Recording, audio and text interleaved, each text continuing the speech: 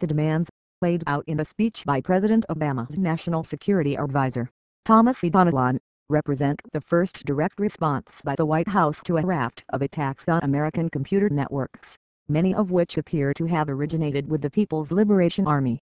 U.S. businesses are speaking out about their serious concerns about sophisticated, targeted theft of confidential business information and proprietary technologies through cyber intrusions emanating from China on an unprecedented scale, Mr. Donilon said in remarks prepared for delivery to the Asia Society in New York.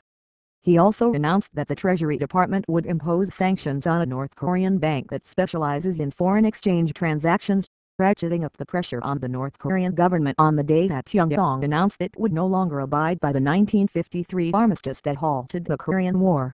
The White House, he said, was seeking three things from Beijing: public recognition of the urgency of the problem, a commitment to crack down on hackers operating in China, and an agreement to take part in a dialogue to establish acceptable norms of behavior in cyberspace. Until now, the White House has steered clear of mentioning China by name when discussing cybercrime, prompted in part by qualms about escalating a dispute with Beijing while it is in the midst of a leadership transition. In his State of the Union address, Mr. Obama said, "We know foreign countries and companies swipe our corporate secrets. But as evidence has emerged linking the People's Liberation Army to an extensive hacking network, the China connection has become harder for the administration to avoid." Mr. Donilon said the threats to cybersecurity had moved to the forefront of its concerns with China, noting that he was not talking about ordinary cybercrime or hacking.